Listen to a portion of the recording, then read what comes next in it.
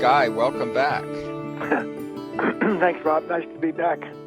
Hey, I know you're in training for your big event that comes up June 21st through 25th, and I say that in all seriousness. I mean, it's like doing talks for 5 days in a row in your 18th annual Talks in the Pines. That's a marathon from my point of view.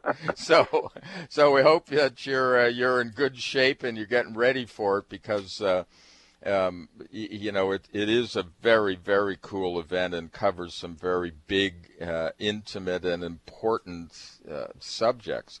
And we're going to sort of tease some of that today, because the topic that we want to talk about, I mean, it's a marathon itself. It's like life, death, the universe, and everything. It's the seeds of the soul, the discovery and development of your celestial self. Now, what's the first step? I mean, what is this about our soul? I mean, how was it formed? I mean, we know so little, and yet here we are.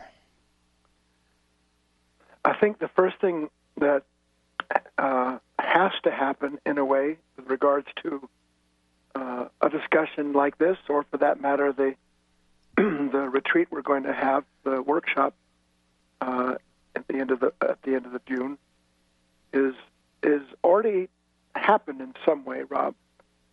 Look, who's interested in the idea?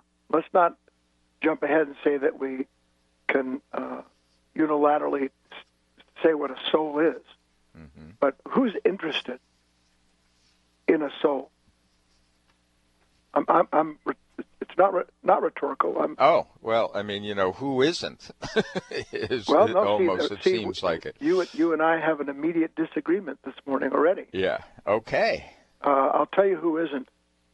The man or the woman who is always running after something to fill themselves with, to make themselves feel safe and secure. Not that we can't and mustn't, by the way, because of the world we live in. We have to have our career. We have to have a way to provide for ourselves. But I'm not talking about that when I say who isn't interested in the soul.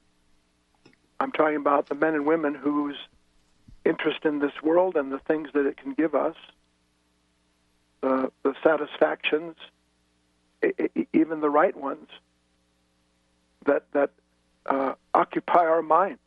Oh boy, I'm going somewhere. Gee, I found somebody new. Wow, look, I only had a 4-pack set of abs, and now I've got a 6-pack. So all that work at the gym is paying off. I would never question these things. The beauty of a,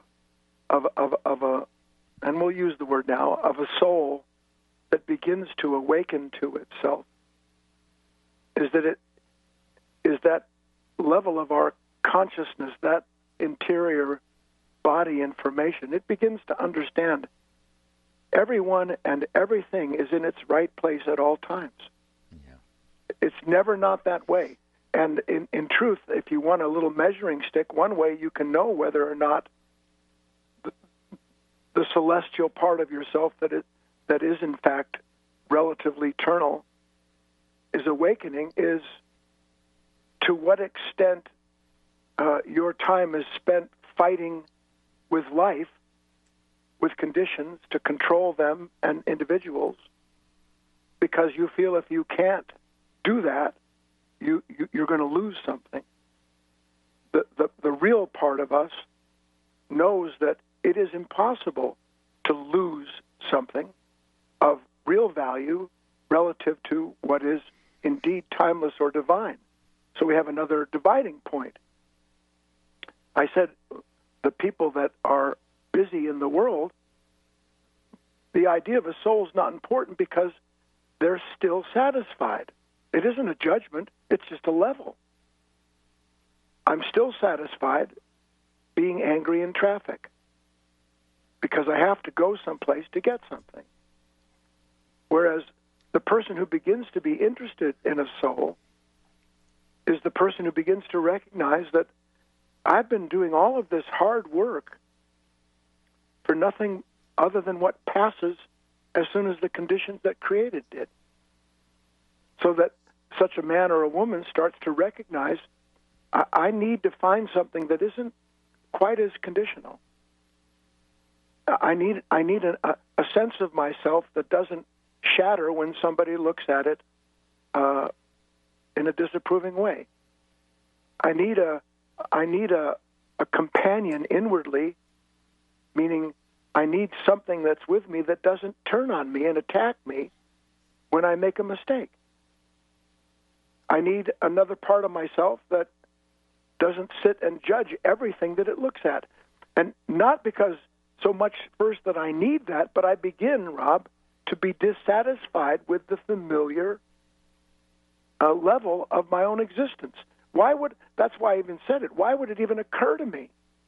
You know, a soul isn't like owning a Rolex watch. Yeah. Yeah.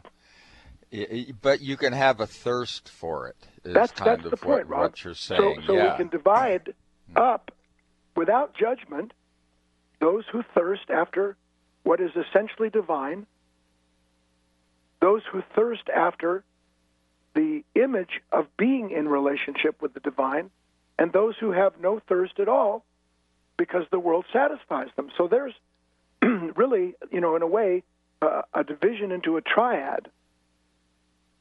And each and every one of us, to whatever degree it's true, has a little bit of all three parts.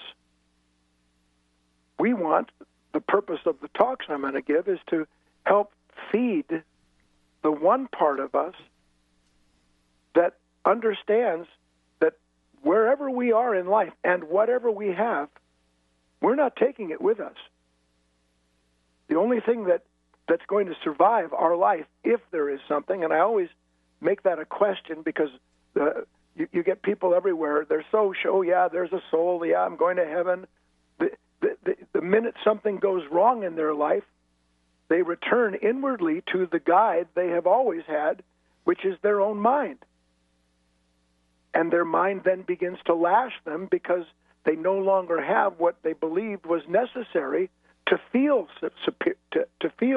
spiritually whole or superior. Right. Spirituality is not a thought. That's interesting. We really get that one. Spirituality is not a thought. It's a way of, it's a beingness. I mean, yes. It's everything. It's a relationship. Yes. A living relationship, not who I am based on what I've got or where I'm going or what happened to me.